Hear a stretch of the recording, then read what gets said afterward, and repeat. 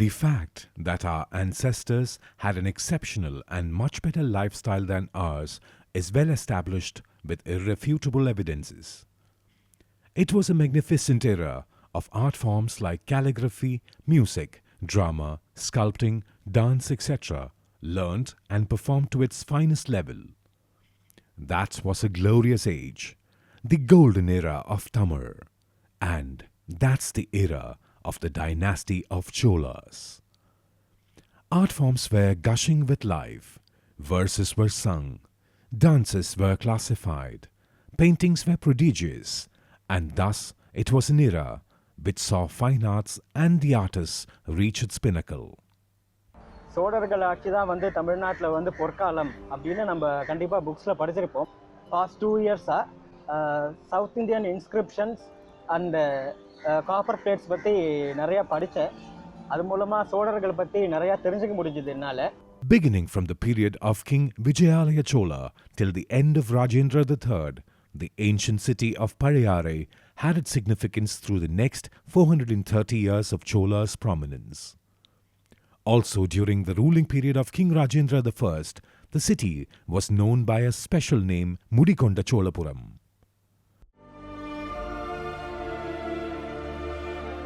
ராஜராஜன் கடைசி காலத்தில் உடையாளூர் அப்படிங்கிற ஒரு ஊரில் வாழ்ந்தார் அப்படிங்கிற தகவல் நமக்கு தெரிய வருது. இந்த உடையாளூரும் பழையாறையோட ஒரு பகுதி தான். அதே மாதிரி ராஜேந்திரனோட சிற்றன்னை பஞ்சவன்மாதேவி அவங்களோட பள்ளிப்படையும் பழையாறையிலே தான் இருக்கு. The year 1150 CE.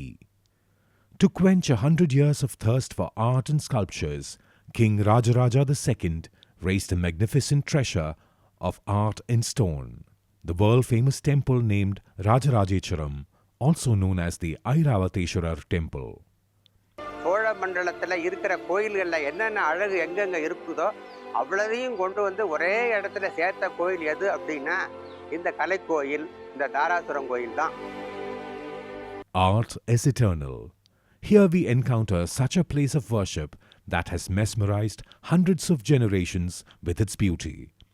As a fine masterpiece of King Rajaraja II's period, and thus the World Heritage Site Darasuram, recognized by UNESCO, still warmly welcomes us today. சமீபத்தில் தாராசுரம் போயிருந்தேன். அங்கே போய் பிரமிச்சு போயிட்டேன். ஏன்னா அங்கே புராண கதைகளும் வாழ்க்கை வரலாறும் சிற்பங்களாக அவ்வளோ நுணுக்கமாக ஒரு அங்குலம் இடம் விடாமல் கூட கலை வேலைப்பாடோட பண்ணியிருக்காங்க. அந்த காலத்தில் இவ்வளோ வேலைப்பாடு பண்ணுறதுக்கு எவ்வளோ பேர் உழைச்சிருப்பாங்க, எவ்வளோ ஹார்ட் ஒர்க்கு. அப்பப்பா நினைக்கவே அவ்வளோ பிரமிப்பாக இருக்குது. Actually, sculptures of Darasuram convey meaning to the most beautiful words in English like marvelous, beauty, dedication, intricacy, etc. Were they carved or precisely cut by a tiny pin? How was it possible? The incomparable sculptural work at Darasuram makes us awestruck, throws up thousands of curious questions in front of us.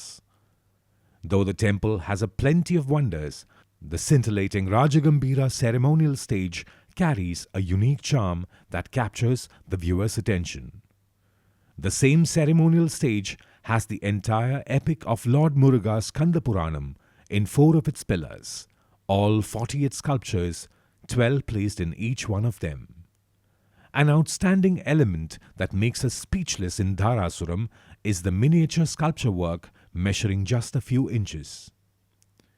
A rare sculpture of Lord Shiva with a flute, dancers, a warrior with his sword and shield, a warrior on a lion, Lord Rishabandikar, dance mudras in a panel, Lord Shiva Parvati, dancing Lord Ganapati, and a lot more of them on our way, all as miniature sculptures.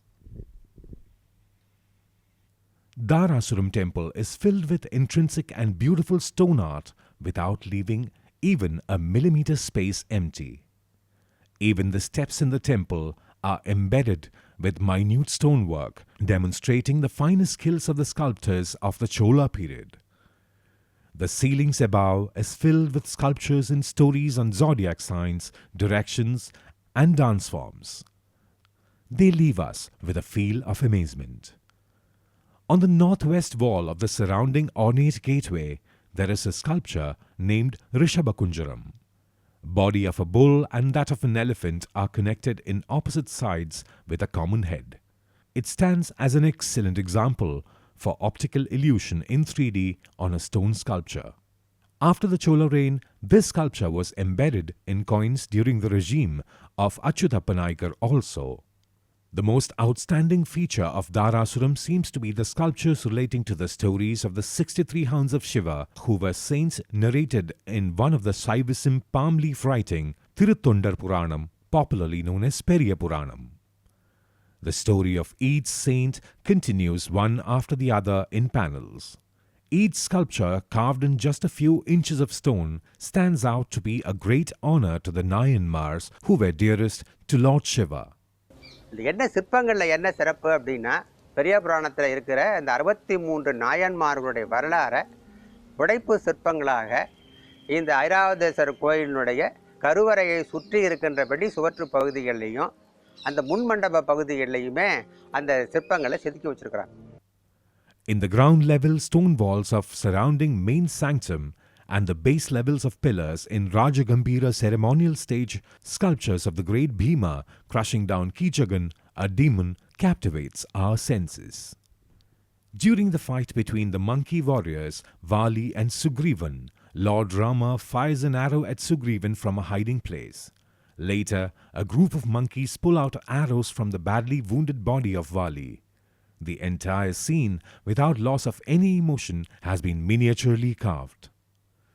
The practice of Nattuvanar, dancing along with the main dance performers, prevailed during those days itself. Nattuvanar is the expert musician who conducts the dance recital. We may note that women have also played various musical instruments in those days. இந்த டான்ஸ்ல வந்து அஞ்சிதம் குஞ்சிதம் இதெல்லாம் நம்ம சொல்லுவோம். காலை இப்படி வைக்கிறது, அதே காலை இப்படி வைக்கிறது. அஞ்சிதம் குஞ்சிதம் எல்லாம் அவ்வளோ ப்ரிசைஸா அவ்வளோ கரெக்டா பண்ணியிருக்காங்க அந்த ஸ்கல்ப்டர்ஸ். இந்த டீடைல்ஸை வந்து இந்த சைஸ்ல நம்ம பண்ணலாம். இது வந்து ஓகே பார்த்தா எவ்வளோ அழகா இருக்கு அப்படின்னு நம்ம சொல்லுவோம்.